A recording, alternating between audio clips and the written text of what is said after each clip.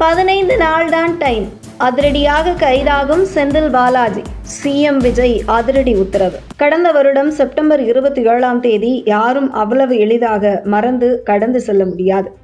ஆம், கரூரில் விஜய் பங்கேற்ற பிரச்சார கூட்ட நெரிசலில் சிக்கி 41 பேர் பரிதாபமாக பலியான சம்பவம் இந்தியா முழுவதையும் உலுக்கியது.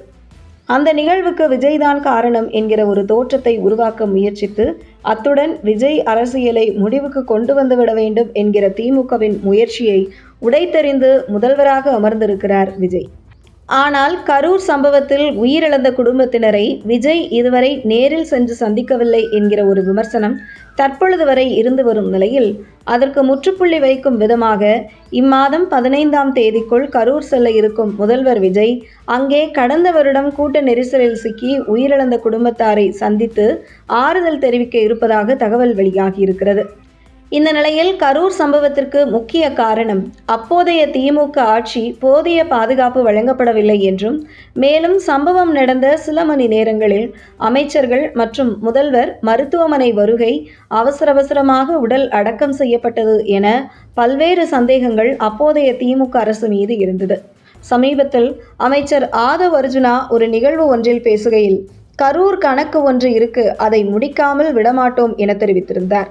இந்த நிலையில் கரூர் கணக்கை முடித்து வைக்க வேண்டும் என்றால் செந்தில் பாலாஜி சிறையில் அடைப்பதுதான் என்பதை மறைமுகமாக அமைச்சர் ஆதவ் அர்ஜுனா பேசுகிறார் என்கிறது அரசியல் வட்டாரங்கள்.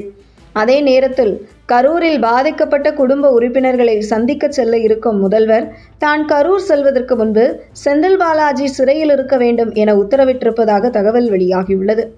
அதாவது, கரூர் சம்பவத்திற்கு பின்னணியில் செந்தில் பாலாஜி தான் இருக்கிறார் என்கிற சந்தேகம் தாவேக தரப்புக்கு இருந்து வருகிறது.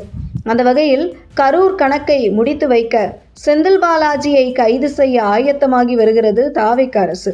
அதுவும் முதல்வர் விஜய் கரூர் செல்லும் போது செந்தில் பாலாஜி சிறையில் இருக்க வேண்டும் என்கிற முதல்வர் விஜயின் நோக்கம் நிறைவேறும் வகையில் வாண்டடாக செந்தில் பாலாஜி சிக்கியிருக்கிறார். சமீபத்தில் தாவேக சட்டமன்ற உறுப்பினர்களிடம் குதிரை பேரம் நடத்தியதாக திருநாவுக்கரசு உட்பட 3 பேர் கைது செய்யப்பட்டார்கள்.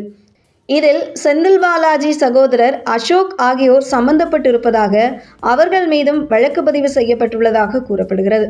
மேலும் இந்த விவகாரத்தில் செந்தில் பாலாஜிக்கு தொடர்பு உள்ளது என தகவல் வெளியாகியுள்ள நிலையில், ஆதாரத்துடன் செந்தில் பாலாஜி மீது வழக்கு பதிவு செய்ய ஆயத்தமாகி வருகிறது தாவேக அரசு என கூறப்படுகிறது.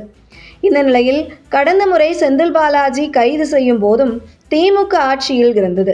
அதனால் செந்தில் பாலாஜிக்கு சிறையிலும் சரி வெளியிலும் சரி அரசு தரப்பில் ஆதரவு இருந்தது. ஆனால் தற்பொழுது மத்தியிலும் ஆதரவு இல்லை, மாநிலத்திலும் ஆதரவு இல்லை. அந்த வகையில் உள்ளே சென்றால் சகல வசதியும் கிடைக்காது, வெளியில் வருவதும் சிரமம் என்பதால் தலைமறைவாக கூடும் செந்தில் பாலாஜி என்கிற தகவல் தாவேக அரசின் கவனத்திற்கு சென்றிருக்கிறது. இதனைத் தொடர்ந்து செந்தில் பாலாஜி வீடு மற்றும் அவருடைய நடவடிக்கைகள் அனைத்தும் மிக தீவிரமாக காவல்துறை மூலம் கண்காணித்து வருகிறது தாவேக அரசு என்கிற தகவலும் வெளியாகியுள்ளது.